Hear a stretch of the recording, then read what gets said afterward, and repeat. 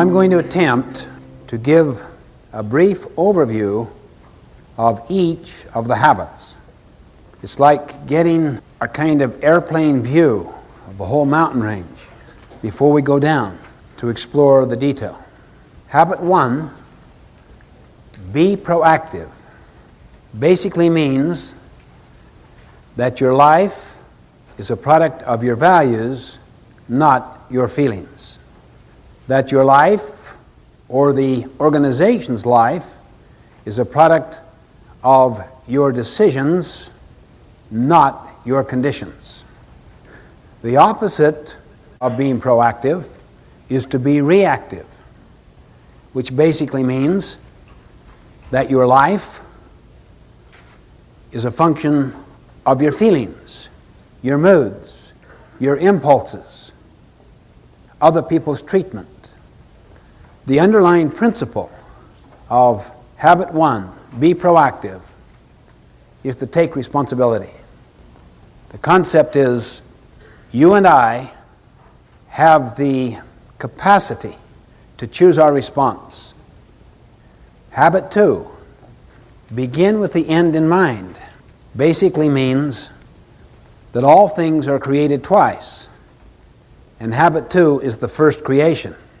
Habit 2, begin with the end in mind, means that you get a mental image, a picture of where you want to end up in this meeting, in this relationship, this year, in your life. To a company, it is the vision it has of its future. It is the creation of that vision. Habit 2 is based on the principle of vision, of purpose, of meaning, of mission. Habit 3, to put first things first, is the second creation. To put first things first means you decided what the first things were in habit 2. Now you have the discipline and the commitment to keep them first. The opposite of putting first things first is to put second or third or fourth things first. That's why many people really deeply value their family relationships, their health, their personal integrity. But they get caught up in the powerful social value systems, timetables, and agendas of their culture. Never question it, so that the first creation has already been done for them, done to them in the form of programs, scripts that they never question. Then they get on this ladder of success, and they arrive at the top rung, only then to realize the ladder is leaning against the wrong wall. They come to realize that no one on their deathbed ever wished they'd spent more time at the office. As Goethe put it, things which matter most must never be at the mercy of things which matter least. Habit 4, think win-win, is the habit of mutual benefit. The underlying paradigm or principle is abundance. There is plenty out there and to spare. So you don't have to be threatened by the strengths of other people. You can nurture competency around you higher than your own. It doesn't threaten you. You can share knowledge. You can share recognition, gain, profit. The opposite is scarcity, not abundance. It's like a piece of pie. There's only so much. If you get the recognition, I may not get it. If I share gain or profit with you, we will have less. Habit 4, to think win-win, comes from the principle of abundance, not scarcity, meaning the pie gets larger and larger and larger.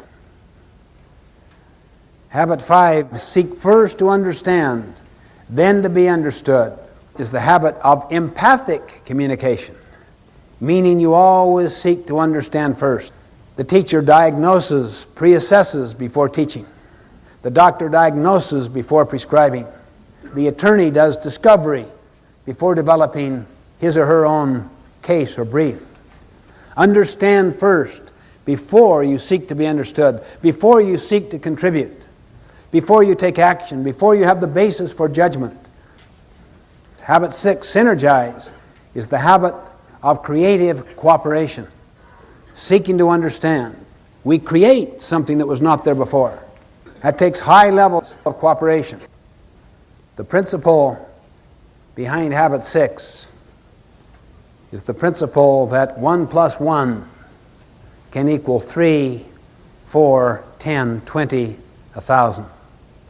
It's the principle of putting two boards together that are stronger in total than adding the sum of the boards separate. It's the principle of valuing differences, not tolerating differences, not accepting differences, celebrating differences. Habit 7 is called sharpen the saw. It is the principle of renewal, the principle of continuous learning, continuous improvement, getting better constantly.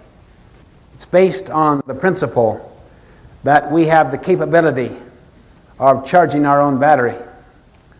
The opposite of habit 7, sharpen the saw, is to just let the blade get dull, to let the mind atrophy, to let the body lose its tone and its vitality through junk food and no exercise and trying to live a life of hedonism, pleasure-seeking, rather than one of contribution and service.